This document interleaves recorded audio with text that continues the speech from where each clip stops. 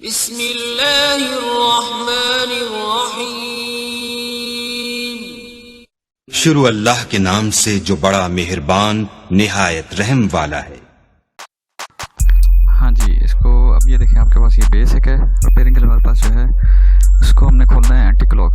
ये अब देखें एंटी क्लॉक की तरफ हम इसको घुमा रहे हैं। ये देखें एंटी क्लॉक जब घुमाएंगे तो ये चूड़ी इसकी खुलेगी, और अगर इसको क्लॉक वाइज करेंगे तो ये टाइट होगी। ये देखें, अब ये आपके सामने खोल रहे हैं, जब घुमा रहे हैं हम इसको, ये देखें एंटी क्लॉक, ये क्लॉक वाइज घुमा रहे हैं। अब ये एंटी क्लॉक जब घुमाई है तो ये टाइट हो रही है, ये देखें। और अब ये देखें टाइट होने के बाद ये बिल्कुल रवा और बेहतरीन चल रहा है फूल हमारा। तो ये अब आपका पूरा ना जो इसका है, इसके मतलब जो आपको पूरा बेस के मतलब बताते हैं, रिव्यू देते हैं।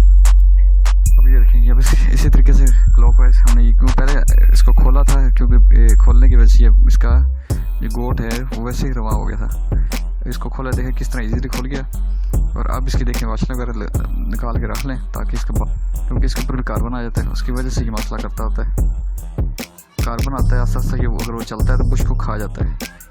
और इसके रबड़ को भी साफ़ कर लें, क्योंकि ये घर में जब धोते हैं इसके बेस को तो उसकी वजह से इसके अंदर पानी चला जाता है। इसकी वजह से भी ये बुश को नीचे से खाना शुरू कर देगा। इसको आयलिंग कर लें, ताकि इसका अगर बुश जो खुश्क है वो आयल जो है जज्ब कर ले, क्योंकि ये बुश जो होता है ये आयल जज्ब कर लेता है। इसके अंदर ऑप्शन होती है, क्योंकि बैरिंग जो होता है वो ग्रीस के ज़रिए चलता है, ये जो होता है इसको ऑयल जब देते हैं उसके ज़रिए ही चलता है ये।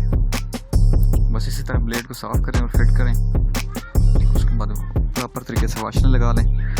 वाशर लगाने के बाद इसके ऊपर ये अच्छी तरह वाशर रखें, उसके बाद फिर इसको साफ़ कर लें, बल्कि पहले देख के तो उसके बाद वाशर लगाएं।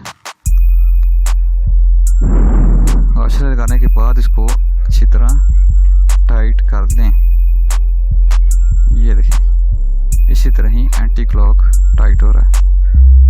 आपके पास नोज प्लस होगा, उसी के ज़रिए टाइट करें, ताकि उसका जो रबड़ है गोट वो भी ना ख़राब हो और टाइट प्रॉपर तरीके से। ये देखें बिल्कुल स्मूथ चल रहा है, रवा हो गया। तो अब ये इजीली आप इसको घर पे रिपेयर कर सकते हैं। ये लें, ये आपकी मुकम्मल हो गई है बेस। ये आपकी है जो बेस, इसको मसाले वाली बेस कहते हैं, मसाले वाली, इसके ज़रिए मसाला वगैरह पीसा जाता है। और ये जो बेस है ये भी हमारे पास ये दोनों आई हैं रिपेयरिंग के लिए। ये है जो आप जिस तरह वो बनाते हैं चटनी वगैरह के लिए होती है, और लस्सी और दूसरे कामों के लिए होती है, जूस वगैरह बनाने के लिए। इसकी बेस का भी सेम मसला है, जाम होती है और आवाज़ निकाल रही थी। इसकी भी इसी तरह ही ओवरऑल करें। इसको ब्लेड को साफ़ करें अच्छी तरह। पहले साफ़ करने के बाद इसको आप आयलिंग करें। आयलिंग करने के बाद इसको अच्छी तरह लगा लें चारों तरफ, ताकि सही तरीके से आयलिंग हो जाए। ये बुश को भी तेल दे लें, ताकि प्रॉपर तरीके से जज्ब हो जाए इसके अंदर। ये लीजिए, ये आपका ब्लेड भी मुकम्मल हो गया है, बेस आपकी मुकम्मल हो गई है भी, जो कि